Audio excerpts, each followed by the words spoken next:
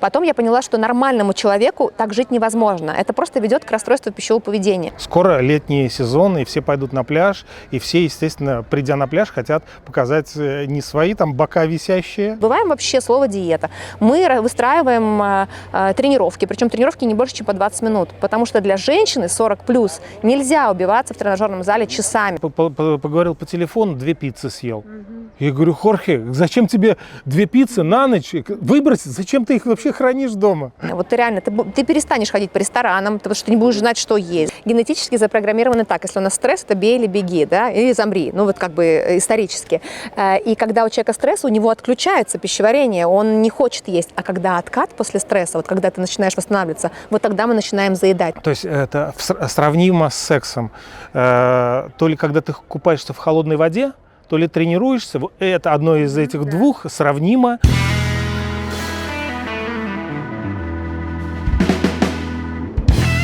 Очень часто люди хотят изменить свою жизнь, они планируют эти изменения, но они как бы планируют со следующего понедельника, там, да, типичное, с Нового года.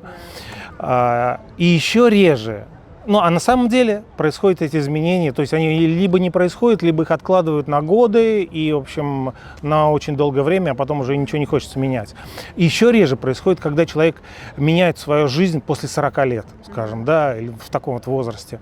Мы вот сегодня поговорим с Юлией Смолей, которая этого достигла и продолжает это. И про фитнес мы поговорим, но обо всем по порядку. Ты вообще в Испании давно живешь? Я с сентября живу в Испании, хотя приезжаю в Испанию на протяжении последних 12 лет летом. Но вот прям живу, переехали мы с сентября. То есть сравнительно недавно. Так, а почему Барселона, почему не Аликанте? Ну, вообще, это наш любимый регион. Как-то так сложилось, что 12 лет назад наши друзья близкие поехали туда отдыхать летом.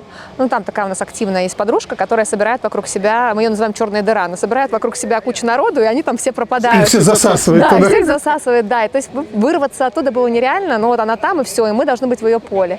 Вот. И мы как-то приехали один раз, нам очень понравилось. Чем нравится регион, там можно заниматься велоспортом, у меня муж занимается велоспортом, горы, тренировки. Вот. И как-то так пошло, что нам понравилось. Еще раз приехали, потом еще раз, а потом решили, что почему бы не переехать. Вот. И ты переехала сюда, и ты чем-то занялась новым для тебя? Вообще нет, я занимаюсь ровно тем же, чем занималась. Ну, надо тут просто отметить, что я, что в Эстонии, когда жила, что сейчас в Испании, занимаюсь все-таки больше онлайн-бизнесом. У меня больше все настроено на онлайн-тренировки. То есть я, конечно, физически тоже тренирую людей, но перешла я больше на такой онлайн-вариант. Есть такие понятия лимфатические упражнения. Вот это что это? Саш, ну почему вообще тебя должно это интересовать? А я не знаю. Да, ладно. Я знаю, на самом деле этим интересуются в основном женщины. Лимфатические упражнения – это те, которые снимают отечность. Мужчины этим особо не страдают, но женщины страдают этим или думают, что страдают. Слушай, ну мешки, возвращаемся к пиву. Что ж такое ты не спишь? Да, лимфатические упражнения есть, конечно, комплекс упражнений, и женщинам даже показано, особенно там 40+, показано делать упражнения. Утром просыпаешься в кровати, ложишься на спину, поднимаешь руки, поднимаешь ноги и вот так вот все трясешь. Трясешь 5 минуток, и включается лимфатическая система, и те, которые сильно отекают ночью, они, как правило, могут такой основной отек снять. Но вообще, чтобы не было отека, надо правильно питаться. Не надо наедаться соли вечером, там, соленого, прочего, там, углеводов и так далее. А что вот более опасное, как бы сахар или соль? Слушай, на самом деле не могу так сказать, потому что ни сахар, ни соль не опасны, если их правильно есть в правильном количестве. Соль вообще обязательно нужно есть. То есть диеты, которые не содержат соли, они нам не полезны, это неправильно. То есть 5 грамм соли вообще для нормального человека должно присутствовать в рационе. Сахар, понимаешь, надо понимать, что такое сахар.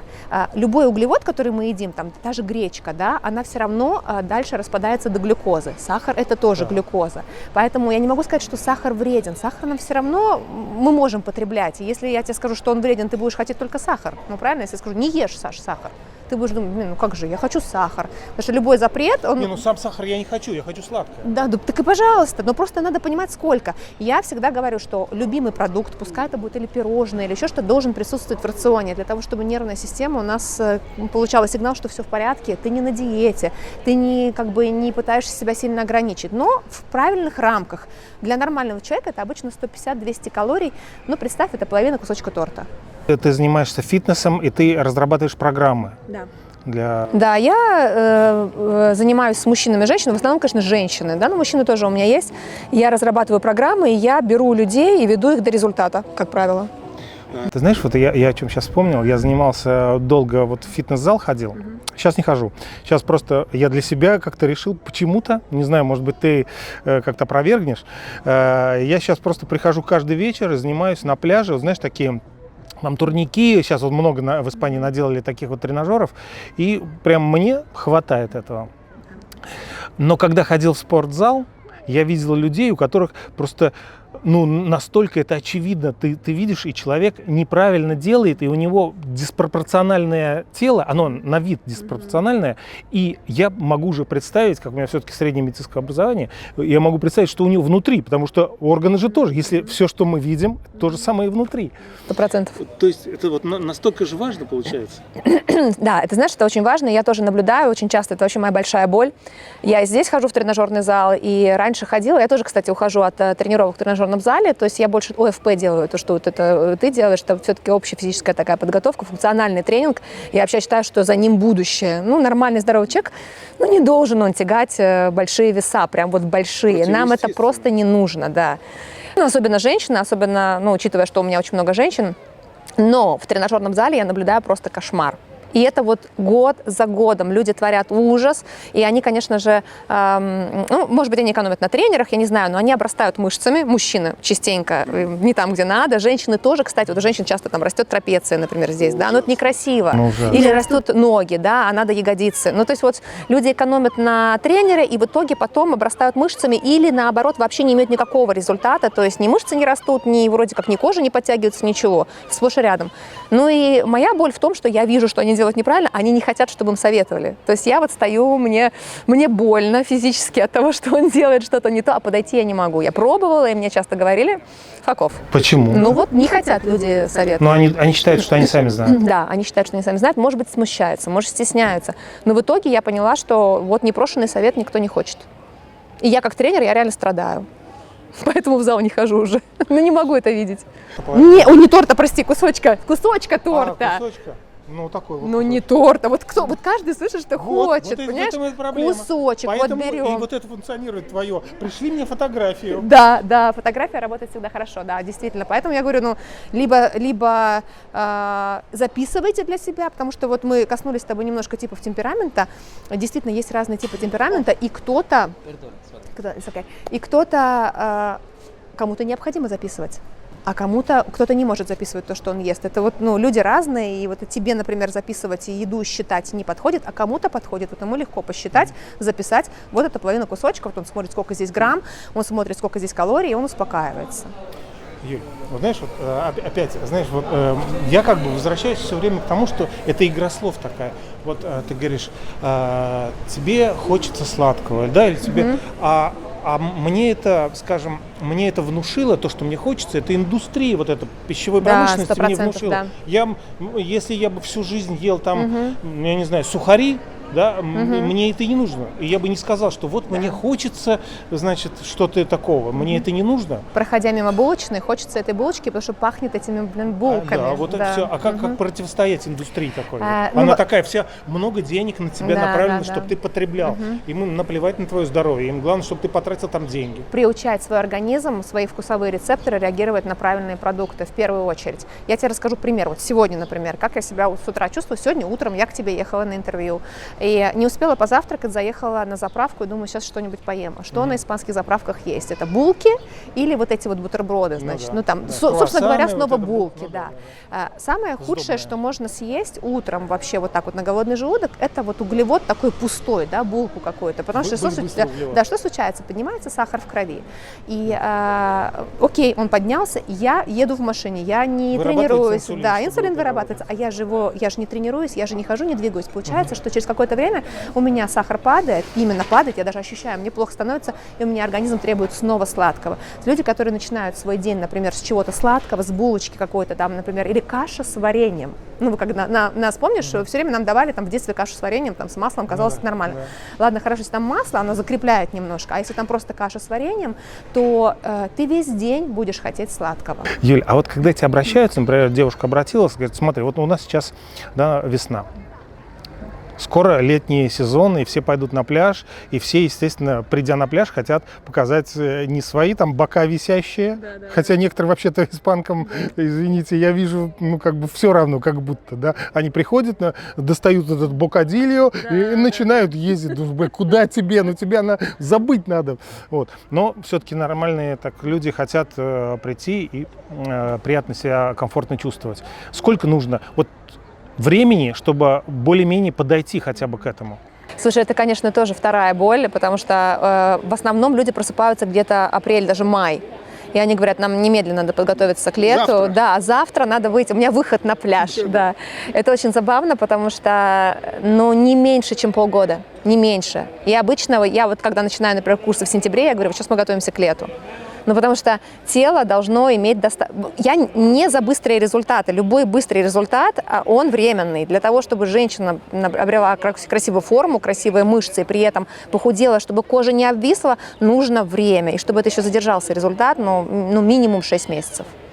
Ну, плюс еще есть нормально, понимаешь? Можно, конечно, сесть на диету, можно, там, не знаю, закрутить все гайки, можно там... Можно вообще не есть, но это поможет, есть, это правильно? Слушай, это поможет временно, но человек потеряет мышцы, воду то есть потеряет. Не будет, да, тонуса, потеряет воду, в итоге потом он начнет есть и наберет обратно 10 килограмм. Да, то есть, ну, это тоже рабочая схема, все это делают. Ты начал с того, что вот с понедельника все начинают с понедельника, а заканчивают именно так. Это реально вот у всех 9 из 10. Ну, опять, потому что нет информации, потому что они не знают, им кажется, что я знаю.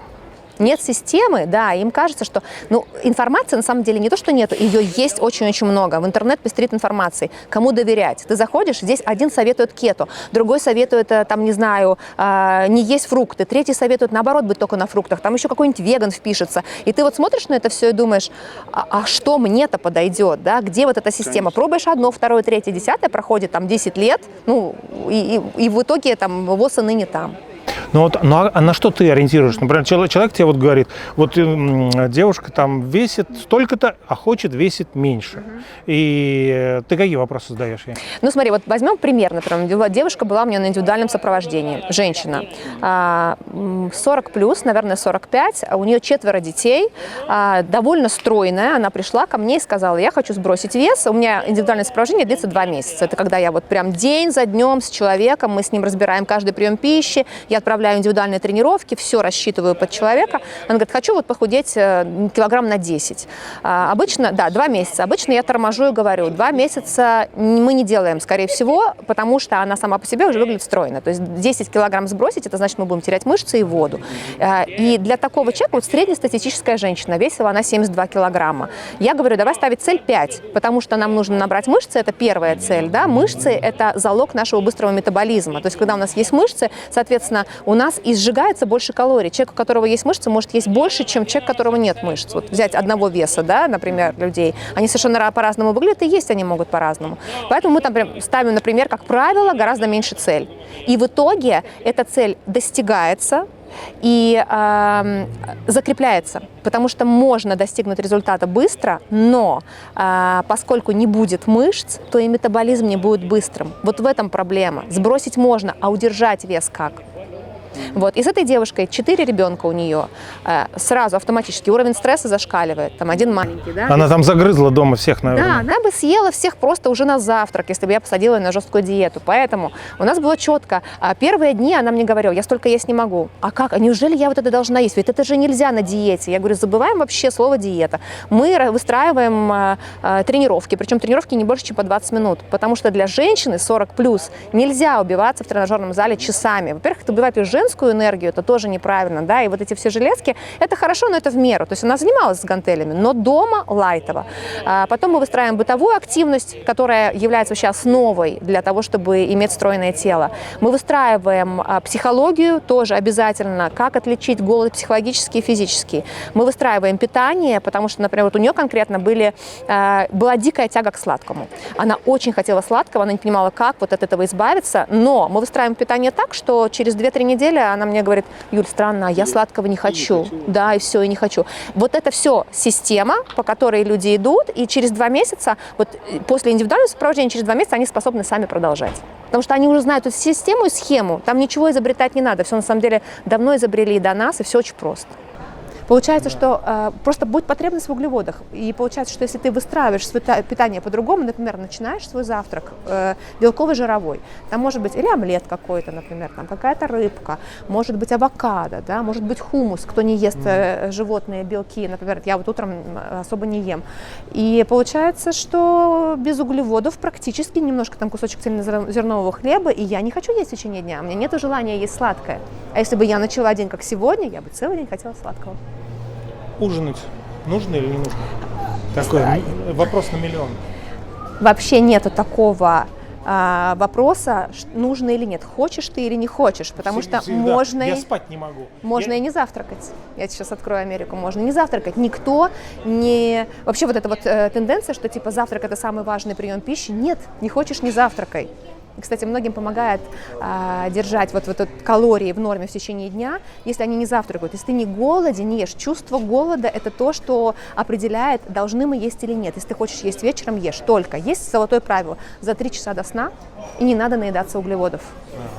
Ну вот большое количество углеводов. То есть если ты съешь, например, гречку с каким-то белком, например, рыбка или мясо, большое количество салата, это нормально, если у тебя был активный образ жизни. Но если ты решил, например, съесть не знаю, пасту жирную, это не для ужина. Это больше для обеда и для активного потом какого-то дня. То есть пиццу на ночь не стоит? Не стоит, потому что ты просто эти калории не потратишь. Они все пойдут Да, сюда. конечно, считается, что важно, сколько мы тратим и потребляем калорий в течение дня. То есть по-хорошему не имеет значения, в 10 вечера ты их съел или нет. Но есть и другая теория.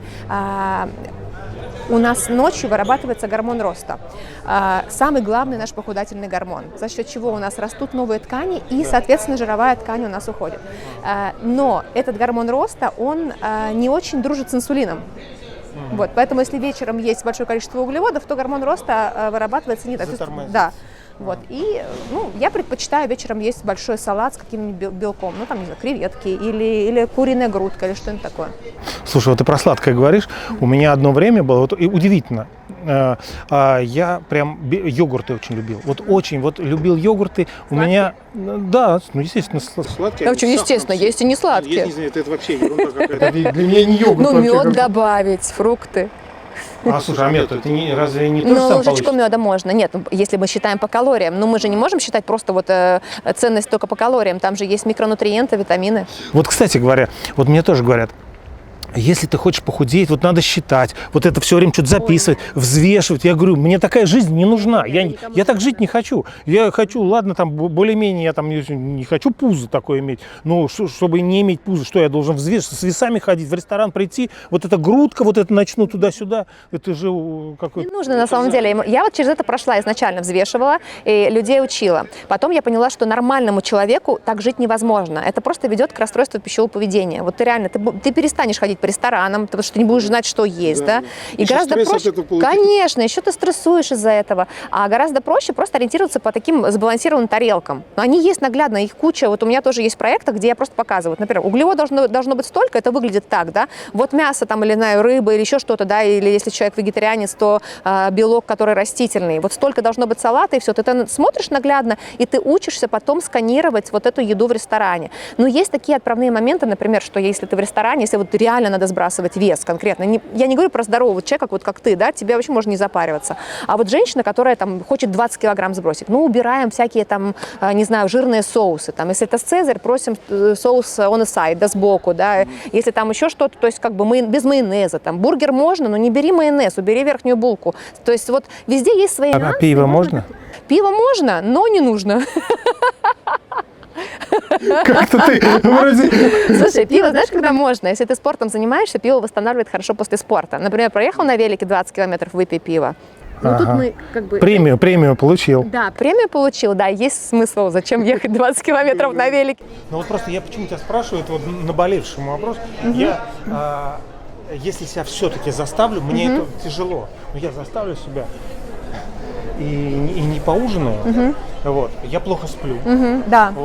Но зато я утром просыпаюсь, пустой живот, такой, кишечник пустой, и я с большим удовольствием, чем раньше, завтракаешь. Да. И мне приятнее. Утром мне приятнее, но заснуть я не могу. Но если я пройдет, скажем, без ужина неделя, скажем, то я сплю уже хорошо и более глубоко. Да. Мгм. Не поужинав, на пустой желудок это хорошо сплю. Слушай, ну в Испании просто многие ужинают очень поздно, да, поэтому я говорю, возвращаясь просто к тому совету, что можно ужинать, но не стоит ужинать позже, скажем, раньше, вернее так, что 3 часа до сна должно оставаться, чтобы ты переварил эту пищу. Вот, если ты ешь позже, тебе может быть тяжело спать. Если ты, например, наоборот, там 5 часов до сна не ел, тебе может быть тоже тяжело спать, потому что у тебя просто пустой желудок. Как ты относишься вот к такому понятию? И опять же, это я все вопросы я задаю, потому что я их прошел. Раздельное питание. Я как-то, значит, ну, в общем, был у меня такой период, я решил, думаю, попробую. Не то, чтобы похудеть, я начитался всех специалистов, и значит, там говорилось о том, что нельзя в один прием пищи смешивать вот этот вот жевательный комок, белки и углеводы, и жиры. И как бы это и объяснялось. Почему? Потому что это переваривание там разное время, и там что-то начинает гнить. И я начал вот раздельное питание, и я действительно похудел. Да. Я действительно похудел. У меня не было, просто я как бы прочитал и вот хотел попробовать. Больше энергии появилось. Вот. Но как бы меня видели мои друзья испанские, они говорили: Алекс, ты болеешь? Ты заболел? Я говорю: нет, ребята, у меня наоборот больше энергии, просто у меня лицо похудело, еще у меня и так оно худое, еще больше похудело. Они говорят: да, но ты все-таки кушай, пожалуйста. Знаешь, вот такой, я вызывал у них это... Жалость, да. жалость. Слушай, я думаю, что, скорее всего, ты похудел, потому что, наверное, общее количество калорий снизилось. Понимаешь, мы не можем пойти против природы и против того, что вот этого баланса, да, что ты все равно худеешь не от того, что ты ешь какую-то пищу раздельно, а от того, что ты потребляешь, соответственно, меньше, чем ты тратишь. И вот это единственное правило — потреблять меньше, чем тратить. И иногда, когда у нас, я помню раздельное питание 79-го года, это мы все проходили, и голодали мы там по какому-то, по брегу там что-то у нас было. Вот, это все, я на себе это все испытала. И раздельное питание, просто в какой-то момент ты понимаешь, а что чем совмещать? Ай, ладно, вообще есть не буду. Ну вот согласись, какие-то моменты я уж не понимаю, это с этим можно, ладно, не буду вообще. И, скорее всего, вот это была фишка именно в этом, что ты просто меньше стал есть. Вот я любил эти йогурты, и любой прием пищи у меня должен обязательно закончиться чем-то сладким. Вот нет сладкого, ну все, ну вот что-то не так. Но прошло какое-то время, и все. И я совершенно в меркадоновый магазин захожу, я вообще мимо этих йогуртов вообще все спокойно иду. Слушай, тут два момента. Во-первых, вот первый момент, мы часто нет. Может быть, уже все кукуха. Хотеться. Слушай, тут два момента. Первый момент – это мы часто хотим сладкого после общего приема пищи для балансирования вкуса. Это нормально. Ну, то есть это просто наш мозг требует забалансировать. Я всегда говорю: хотите, съешьте конфетку или там 2 финика или этот йогурт. Это нормально. Другой момент, ты себе не запрещал. Понимаешь, если бы ты себе говорил: мне нельзя йогурт, ты продолжал бы сейчас его хотеть. И мучился бы. Да, и мучился бы, хотел, ел бы его периодически, да, ел потом... бы больше, да, раз нельзя, ну это 3 штуки съесть. Точно, так да. и есть. Да, и вот это вот все, оно, конечно, через голову идет нереально. У меня друг испанец, он такой полноватый, мы с ним тоже купаемся по утрам. Это воскресенье, круглый год. И он тоже пытается так регулярно, значит, начинает какие-то вот что-то делать. Да, вот. С понедельника. С понедельника, ну что-то, как он мне рассказывает. И вес не уменьшается. И как-то мы с ним разговаривали просто про психотип. Вот он такой человек, он когда нервничает, вот есть такие люди, они заедают стресс чем-то. И вот он очень часто говорит: да вот что-то поговорил по телефону, 2 пиццы съел. Я говорю: Хорхе, зачем тебе 2 пиццы на ночь? Выбросить? Зачем ты их вообще хранишь дома? Он: ну вот так вот, как-то полегче стало. У меня просто наоборот. У меня когда какой-то стресс, и что-то я переживаю, мне просто кусок не лезет в горло. Так у всех, когда стресс, у нас поднимается кортизол, и на самом деле вообще стресс — это что такое? Мы генетически запрограммированы так: если у нас стресс, это бей или беги, да, или замри, ну вот как бы исторически. И когда у человека стресс, у него отключается пищеварение, он не хочет есть. А когда откат после стресса, вот когда ты начинаешь восстанавливаться, вот тогда мы начинаем заедать. То есть люди не на стрессе едят, они не едят после. Это если вот отследить, ну просто у многих стресс постоянный, он фонит. Вот уровень этого кортизола, он все время такой, знаешь, ровненький, и поэтому народ хомячит постоянно. Надо снижать стресс, Пускай, тренировки же тоже дают стресс, и они дают такой стресс. Да. Просто нельзя, чтобы стресс был постоянно на таком уровне. И ты вырываешь себя из этого стресса как раз тренировками. Ты потренировался, он у тебя подскочил, дофамин подскочил, гормон счастья, потом опа, упал вниз, все нормально. Ты же на тренировке тоже есть не хочешь. Ну, потому что это вот то самое состояние стресса. Люди не едят на стрессе. А энергия появилась почему? Ну, потому что меньше что есть. А вот Ну, видишь, какой парадокс? Да, получается? но еще энергия, вот тут тоже такой действительно парадокс есть. То есть я обычно не рекомендую, например, совмещать в большом количестве жиры и углеводы. Это самое худшее сочетание. То есть Жиры вот та и самая, углеводы. да, то есть та самая, То есть, например, получается, жирная паста, она не дает, да, паста с вот например, сосиской, паста, где, там, ну собственно. да, или вот пасту, итальянцы готовят пасту, они же добавляют тоже очень много масла. Там, ну, Да. такая паста обычно тянет на 1200 калорий примерно, учитывая, что, например, среднестатистическая женщина должна съедать 1800-2000 калорий. Представь, она одну пасту съела на 1200. И такая паста, она не то, что не дает энергии, она наоборот, после этого хочется лечь, поспать. Ну, не зря, наверное, Да, тут да, вот, очень ну, часто, да. очень часто. Вот поел и думаешь, зачем я поел и Вот. устал. Это Я уже- потому что неправильное сочетание продуктов. И действительно, если говорить про раздельное питание, то я не запаривалась по белкам и углеводам. Но жиры и углеводы я стараюсь все-таки не держать вместе. Но это те же самые торты, вот все это. Да. Просто торт тебе дает энергию, еще потому что там быстрые углеводы, там сахар. Поэтому ты как бы ее чувствуешь. А паста тебя прижимает. Что есть-то? Что есть, да? Пиво нельзя, пасту нельзя. Ну, я так понимаю, что вот это индивидуально. Ты же вот Да. разрабатываешь программу Да. для каждого индивидуального человека. Ты же не можешь сказать, что для всех... 100%. Вот, смотрите, правило такое, и все Не-не-не. соблюдаем, все Нет, живы, слушай, здоровы, конечно, счастливы. есть такие специалисты, которые клепают эти программы, вот они готовы, у них прописано, вот сейчас ты ешь 50 грамм рыбы, там ты ешь это. Нет, это вообще на самом деле не работает. Более того, эти готовые программы почему не работают? Потому что по ним, конечно, можно питаться 2 недели, там 3-4, да, а когда человек заканчивает по ним питаться, он очевидно закончит, но как бы, потому что ты же не можешь всю жизнь есть по программе. Он не знает дальше, что есть-то, если нет готовой программы. Поэтому я смотрю по каждому человеку. И есть люди углеводные, я их так называю, есть жировые. Потому что есть те, которые любят углеводы, а есть те, которые больше вот там стейк жирненький съедят. Под них нужно подстраиваться. Это просто индивидуальная особенность. Кому-то хочется пасту, окей, мы определяем, какую пасту лучше, на что обратить внимание, с чем ее лучше готовить, как ее делать. И, соответственно, кому не хочется, я говорю, не ешьте, но там углеводы в каком-то количестве должны присутствовать, потому что это макронутриент, который необходим нам. Нам энергия необходима, там возьмите 2 кусочка цельнозернового хлеба и ешьте ваш стейк на здоровье. Ну, как бы вот. Слушай, а вот про гормон счастья. А правда, что я вот где-то читал, что уровень этого гормона, значит, вот когда ты тренируешься, нет, подожди, то есть это сравнимо с сексом, то ли когда ты купаешься в холодной воде, то ли тренируешься, это одно из этих двух сравнимо с сексом, правда? Ну, конечно, да. Это И не только насколько- секс, тренировки, хобби, купание в холодной воде, скорее всего, там же адреналин тоже, и шоколадочки, и йогурты сладенькие. Это все вместе дает нам, не все вместе, в смысле, это все дает нам дофамин. Просто кому-то легкий дофамин, понимаешь? Но задача организм свой натренировать на то, чтобы получать дофамин от тренировки. И потом это будет потребностью. Люди просто не могут, многие не могут даже начать, да, но опять-таки мы начинаем, иногда придется на зубах, да, какое-то время потренироваться, на 15-20 минут, там, в месяц, и потом это потребностью становится. И все, ты уже не хочешь этих шоколадок. Слушай, кстати, я хочу сказать, зрителям под видео будет ссылка, если вообще кто-то захочет задать вопрос Юле, Да, с удовольствием можно отвечу. задать, Да. потому что я какие-то вопросы ваши не задал, задаю личные свои, Да. как бы у меня нет других. Я вот, и вот у меня такой еще вопрос с едой. Мне кажется, он такой тоже очень такой популярный. Можно ли есть и худеть? Ну, как бы, можно так делать? Вот ты видишь, вот все, что ты говоришь, оно с фитнесом перекликается. Вот, правильно то, что ты вот это все объединила в одно, потому что я вот даже вспоминаю сейчас вот свою проблему другую с фитнесом, да.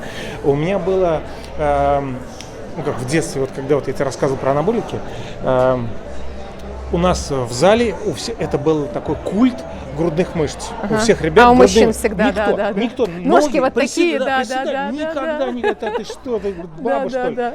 Все делали грудь. И все.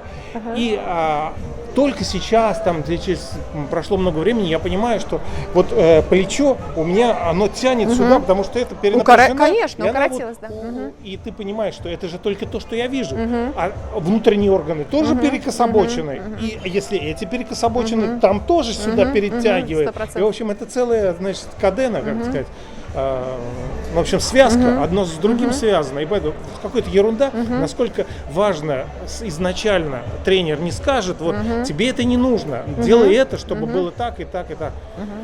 Видишь, люди почему-то, они полагают, что они могут, например, лечиться, без врача они не решают лечиться, но в тренажерный зал пойти и изобретать что-то сами, они почему-то считают, что это нормально.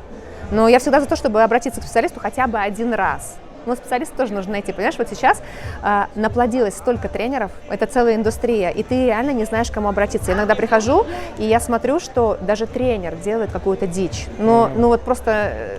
Ну, ничего не сделаешь, потому что это все, это коллега, это тренер, вот это его методика, не дай бог ты пойдешь что-то скажешь. Ну, а когда ты тренируешь какие-то мышцы, очевидно, что тренировать всегда это золотое правило, одну сторону, другую, потому что когда ты тренируешь, укорачивается мышца, поэтому надо туда-сюда, да, ноги, это часть, вот видишь, это. Ты это, через это прошла, ты сама выступала, ты на себе, на своем теле это испытала, и ты это можешь как бы доносить до людей, а есть тренера, как ты говоришь, которые где-то там какое-то что-то прочитали, что-то там увидели, все, зато у них есть эта корочка. Я тоже так начинала. Я же прошла, когда первое образование получала в Эстонии. Я прошла первое образование и поняла, что я нифига не поняла, как бы, а что дальше, как я могу людей тренировать вот на этих несчастных 8 уроках, которые я получила. И тогда я поехала в Питер, и в Питерском колледже получала образование дополнительно второе. И мне попался удивительный тренер. Кстати, у него сейчас день рождения, завтра день рождения у него.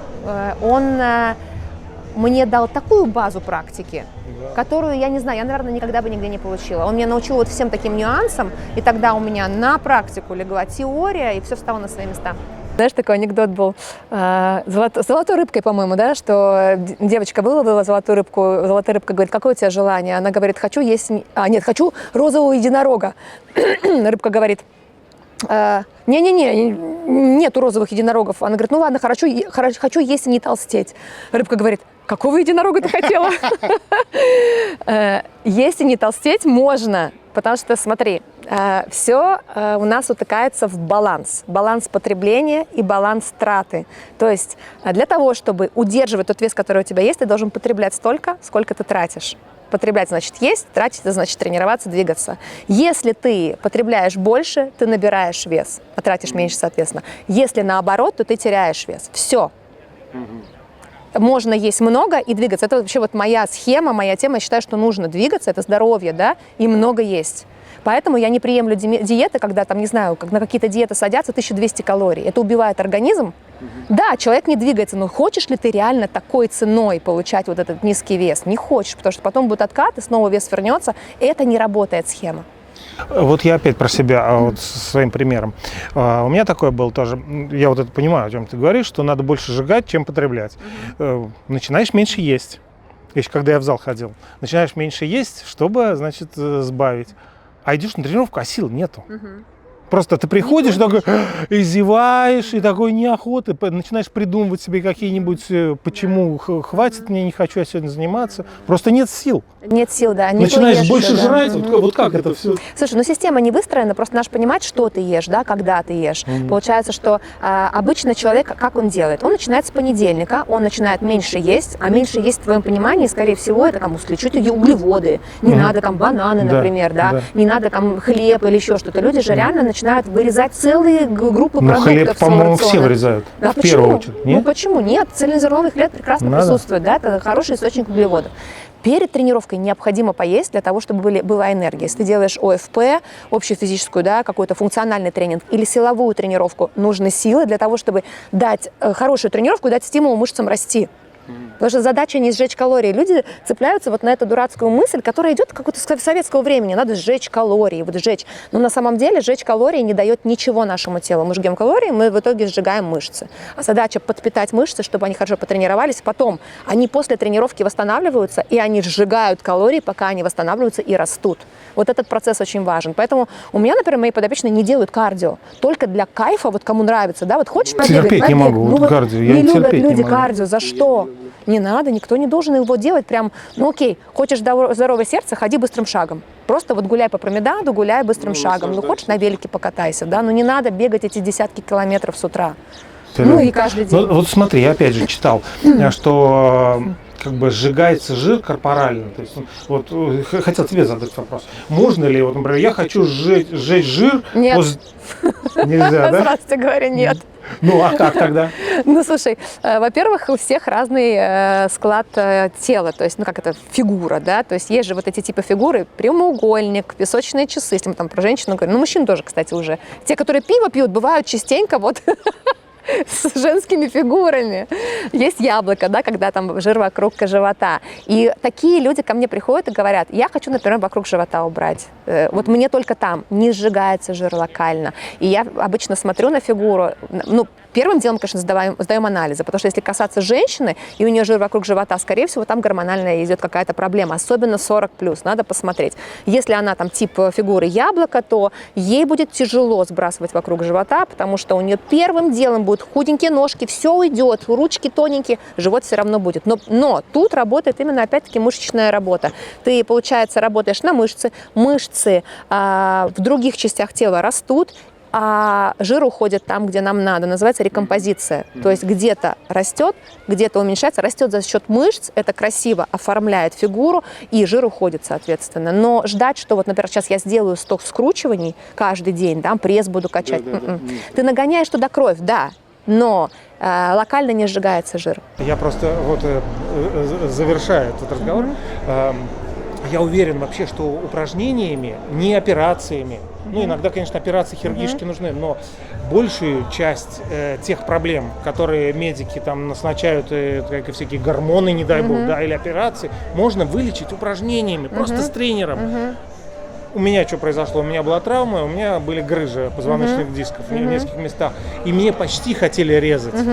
И я уже был в больнице, и я видел людей после операции, которых привозили, и они не выглядели лучше, чем их когда отвезли. И мне просто знакомый хирург сказал: Саш, ты под нож всегда успеешь лечь. И я поехал в Москву и был у Дикули, знаешь, такой Валентин Дикуль, у него своя клиника, а клиника это просто спортивный зал у него. Как Бубновский то же самое, да, Бубновский та же вообще история, шикарный. Вообще его слушать, это... Вот, он об этом же говорит. Да, Нет, 100%. 100% движением и 100% правильным питанием. И правильное питание, оно идет через питание, мы заботимся о психическом здоровье тоже. Понимаешь, это же все связка. А вот психическое, вот как это связать? Психическое здоровье и питание. Вот как это? И если я буду есть мясо или только буду траву, у меня разное будет это? Ну, 100% разное. Смотри, у нас есть орган микробиом, да, это совокупность всех бактерий, которые у нас находятся в организме. Только вот сейчас начали про это говорить. Бактерии в нашем организме живут хорошие и не очень хорошие. То есть хорошие парни, плохие парни. А плохие парни это глисты, которые? Нет, это не бактерии, это глисты тоже живут на самом деле. Но патогенные бактерии, вирусы разные, грибки и так далее. Наша задача питаться так, чтобы подпитывать хорошие бактерии и, соответственно, потихонечку вытеснять плохие. Плохие бактерии питаются сахаром, ну, как бы, когда очень много сахара. Они питаются разными там добавками, там, химией и так далее. Хорошие бактерии. Сейчас вот будет бинго, ты поймешь, вот ничего больше не надо знать, кроме этой информации. Они питаются непереработанной клетчаткой, овощами. Если в нашем рационе есть овощи сырые, овощи, фрукты, ну, фрукты там пару фруктов в день, но в основном овощи, салаты разные, то мы подпитываем бактерии в нашем микробиоме. Соответственно, бактерии, правильные бактерии питаются, вытесняют неправильные бактерии, и тем самым, когда у нас неправильные бактерии, у нас может быть постоянное воспаление, а постоянное воспаление доходит до головы. И отсюда, кстати, вот сейчас уже даже делают связку с разными заболеваниями детскими, такими как, например, дефицит внимания, гиперактивность. Вот такие заболевания, депрессия, они тоже могут быть того, что там не в порядке. Да. И это удивительно, когда ты налаживаешь питание. Ну, вот моя обычная рекомендация. Вообще, я ем килограмм овощей в день, сырых. Моя рекомендация... Ну, подожди, это как выглядит, чтобы понять? Утром большой смузи на 300 грамм, зеленый смузи, там шпинат, огурец, зеленое яблоко и сельдерей. А смузи, вот смотри, смузи, это же не по природе? По природе смузи, да, смотри, просто, конечно, там мы не получаем, возможно, такой... Немножечко мы перерабатываем клетчатку, но все равно, тем не менее, мы ее получаем, мы ее съедаем, да, потому что утром человек не может съесть эти 300 грамм овощей. Каждый человек запрограммирован на конкретную фигуру и на конкретную последовательность жиросжигания. Увы. Я вот вижу иногда культуристов, мужчин, у которых вообще там кожа одна вот везде, тоненькая, везде, сухие и все. и пресс, кубики пресса. Но под этими кубиками такой надутый живот. Это внутренние органы. Что это? Почему? Слушай, это внутренние органы, я называю это витамины. Но понимаешь, о чем я? Это не витамины, естественно. Нет, это не пиво. Вот с пивом не было бы видно кубиков, но это анаболики. Это анаболики, стероиды, конечно, да. То есть они внутренние органы увеличивают? Конечно, они увеличивают внутренние органы, да. Растет, что только не растет. Мы даже не будем говорить, что у девочек растет, это и девочки это используют, это капец. А вообще, может это быть не только от анаболиков, скажем, антибиотики какие-то, вообще химия? Слушай, антибиотиков расти не будет, скорее всего. А вот от анаболиков, там же все, гормон роста, растет все. Но именно все, понимаешь, и раковые опухоли могут расти. То есть я просто сама же проходила через соревнования. В бикини-фитнес я соревновалась. И я все это видела. Я туда пришла, мне было как раз, 35-36 лет, наверное. То есть я была уже ветеран, по их мнению. Ну, потому что у меня 3 детей уже было, понимаешь? Это в Эстонии я выступала, и в Испании здесь чемпионат Европы тоже. Ветераны нас называли, потому что я начала поздно, и как бы отдельной группой мы шли. И, понимаешь, я выхожу на сцену, а рядом со мной стоят киборги, женщины. Ну, киборги. Я поначалу даже не могла понять, а как вообще можно нарастить эти мышцы в таком количестве. А потом мне вот тренер мой сказал: Юль, ну вот хочешь, вот это прими, вот это. Я говорю: нет, вот, слушайте, я не буду, зачем? Я вот хочу по-честному. По-честному вот. А сейчас большой спорт вообще, мне кажется, нету. Не то, что в каких-то определенных странах, да, знаешь, сейчас вот говорят, там используют, везде используют. И просто ты не выйдешь даже на соревнования, на предсоревновательное, не пройдешь фильтр. Все уже. Слушай, что только они не придумывают для того, чтобы это скрыть. Но это просто гонка фармакологии. Да, гонка фармакологии, да, и то, как они это скрывают. Слушай, они же там сдают анализы мочи. Кто-то там, дети писают, вообще они это прячут, там же с тобой вместе в кабинку заходят, то есть ты должен куда-то спрятать, представь, куда ты это прячешь. Но это, конечно, вообще, это отдельная история, я думаю, про это можно очень долго говорить. Да, я наблюдала за всем этим, да, я ушла из этого вида спорта, потому что это не то, что даже, это не граничит с здоровьем вообще, это не про здоровье, да. Да.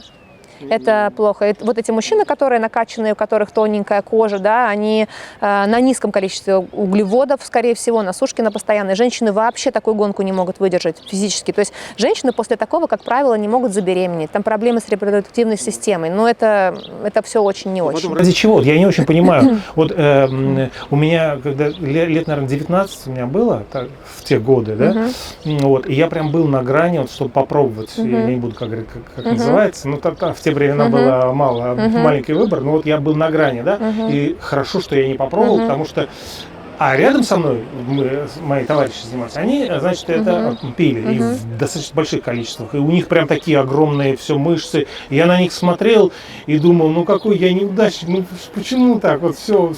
И потом эти люди, да, они занимали какие-то места, ничего, они, дали им медальку в те времена. Да, денег же никто не дает. Никаких денег там не зарабатывается. Профуровень может быть, но до него дойдешь, это там вообще все здоровье. Все здоровье загробишь, да. Вот. И прошли те времена, и я уже их встречал, а их разнесло, они огромные стали. Вот про кого я рассказывал. Я говорю: ты что ты ешь-то? Перестань, куда ты? Он говорит: Сань, я не ем вообще от воды, пью воду и толстею. Обмен веществ. Люди не боятся принимать эту химию, вот удивительно, да, они реально не боятся, как будто они понимают, что у них 7 жизней и вообще последствий не будет. Вот как медицинский работник, да, или образование у тебя медицинское, ты понимаешь, да, что ничего не проходит бесследно, ничего.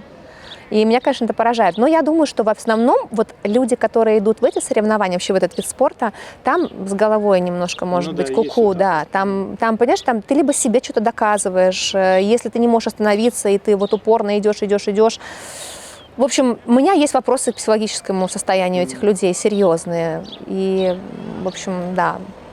Меня отвернуло от этого вида спорта прям вот напрочь, потому что, невозможно. Я хочу давать людям здоровье, а ко мне приходит иногда, говорит: подготовь к соревнованиям. Я говорю: нет, я могу дать тренера, кто подготовит, вот я знаю, что он ведет хорошо, вот он, скорее всего, будет думать о твоем здоровье, и не будешь ты на низкоуглеводке, и там будет все нормально, но я не буду этим заниматься, потому что все равно в итоге будет сушка, все равно будет вот эта безуглеводка под конец, да, все равно будет слив воды, понимаешь, они же перед соревнованиями, они пьют вначале 6 литров воды, я тоже это делала, а потом убирают всю соль, потом 6 литров воды. Представляешь, это все вымывает полностью, да, потом перед самим соревнованием ты не можешь пить там сутки практически, ты только лимончик сосешь, чтобы просто слюноотделение было. Там реально полуобморочное состояние, чтобы выйти на сцену, чтобы тебя похлопали. Юль, вот мы с тобой как бы плавно перешли в психологию, да, вот психология, ты сказала. Вот в последнее время стало такое миф об позитивном мышлении, такой, скажем, успешный успех, да, верить в позитив, там как бы думать о позитиве, все время вот это вот смотри в зеркало, улыбайся и все. И это как стало какой-то болезнью, знаешь, вот как от этого избавиться? Нужно ли вообще это? Оно на что-то влияет? Слушай, ну я вообще думаю, что влияет на самом деле. Так интересно, ты за вопрос задала. Я сейчас как раз читаю книгу про подсознание. Да, то есть как управлять своим подсознанием. Мне нравится, то есть какие-то вещи я оттуда прям для себя беру. Там как раз говорится очень много о визуализации. И вот если вернуться к спорту, да, там описывается, каким образом Шварценеггер вообще победил, да, вот на этих всех конкурсах по бодибилдингу. Анаболики? Кстати, тогда не было анаболиков, как ни странно. Хотя, может быть, потом он, уже ты поначалу... думаешь, вот таким стал? Ну, наверняка, да, но ты знаешь, там у него... Он говорит о том, что он очень визуализировал. Ну, возможно, это маленькая часть. Окей, там приводятся какие-то исследования. Да, естественно, он говорит. Доверчивая. Ну, окей, там делали исследования, там 2 команды, одна команда, они готовились к каким-то соревнованиям, не помню вид спорта. Одна только тренировалась, вторая визуализировала, тренировалась гораздо меньше. На соревнованиях та, которая визуализировала, в итоге показала лучшие результаты. То есть, что такое визуализация? Это когда ты в деталях представляешь свой успех, как ты вот чего-то достиг. Вообще, я думаю, что это в некой мере работает, потому что люди, которые бесконечно ноют, все у них плохо, вот у него причина, почему он не может это и то не может. Вот я не переношу, для меня это красный флаг. Я прям даже абстрагируюсь от таких людей, потому что тяжело, он тебе вайб другой дает. Ну, да. Я все время думаю, что все будет классно, все будет супер, там здесь заработаем, там сделаем, тут построим. Вот у меня такое мышление. И ты знаешь, как-то раз и все получается. А потом, соответственно, в обед я ем 300, на ужин я ем 300 яблочко посередине. Вот, и вот мой секрет такой. И видишь, овощи сами по себе, они же еще другую проблему убирают. Они дают, у нас организм за чувство сытости отвечает в первую очередь вот физическое ощущение, наполнение. Вот овощи за это отвечают. Да. Ну, и организм скажет, окей. Ну, в общем, да, но башмак, не знаю, какие бактерии будут питать, лучше овощи. Да. Вот и весь секрет на самом деле. Вообще перестраивать питание очень просто. Добавляешь большое количество овощей, выравнивается все. И даже голова выравнивается.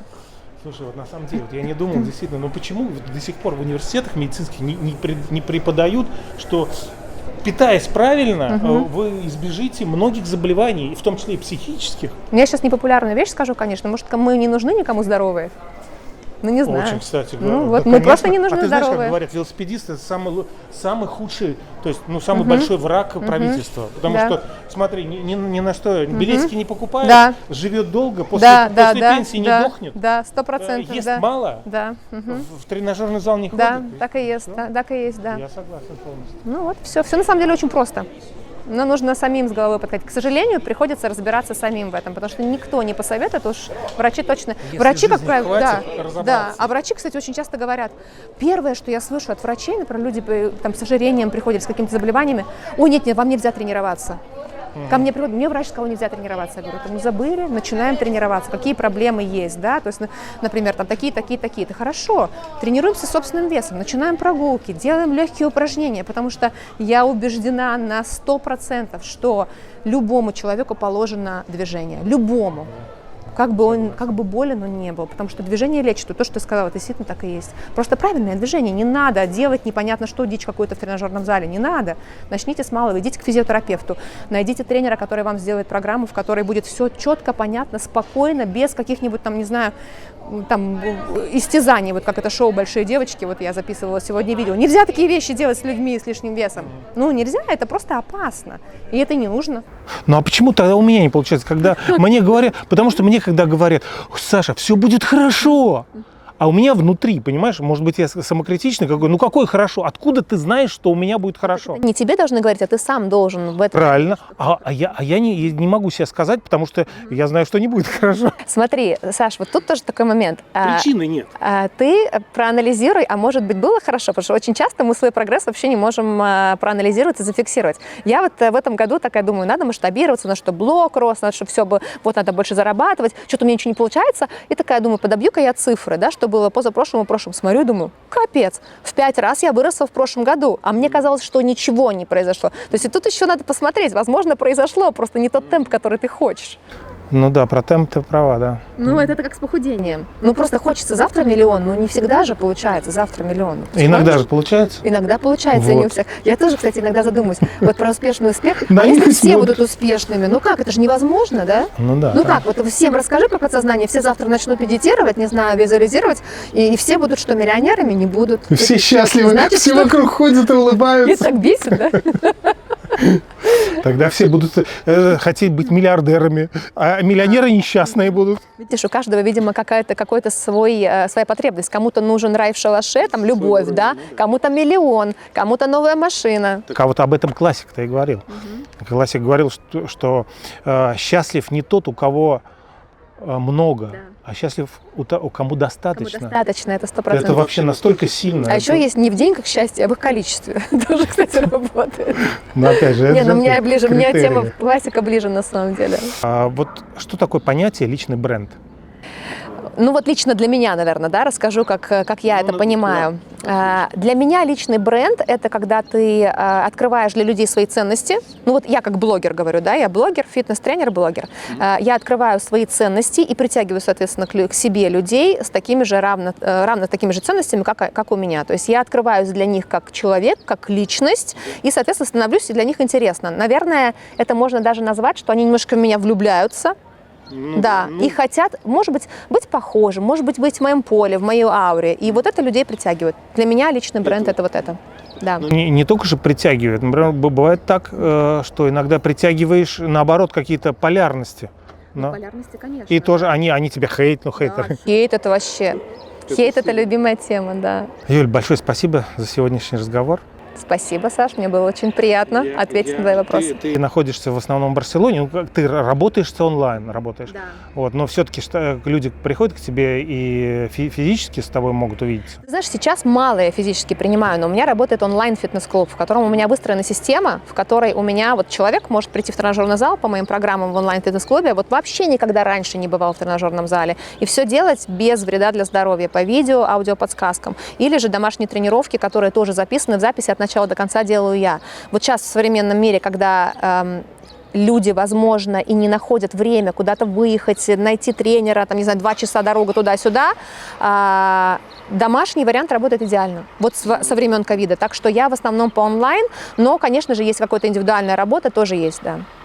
А ты можешь, например, вечером позвонить своему студенту, например, и сказать: ну-ка покажи, что ты сейчас ешь? Ну, конечно, у меня на индивидуальном сопровождении есть люди, которые присылают мне каждый прием пищи. Я смотрю, говорю, вот здесь это убираем, здесь добавляем, а вот этого почему мало, а почему не доел и так далее. Конечно, есть. За ручку некоторых надо вести до результата. Ну, а может, не понимают люди. Вот они пришли в ресторан и такие: о, паста, итальянский ресторан, Юля, в ресторане, вот смотри, тебе присылают. А ты говоришь: листай дальше, где вода с газом. Не, пасту можно, просто я объясняю, какую, понимаешь, они же тоже разные, да, и вообще, в принципе, если пришел в ресторан, если это не каждодневный поход в ресторан, а раз в неделю, то обычно говорю: расслабься, ну просто расслабься, ну не так, что ты съел 1, 2, 3, там 10, но, в общем-то, да, надо мозг тоже иногда отключать. Юль, большое спасибо тебе.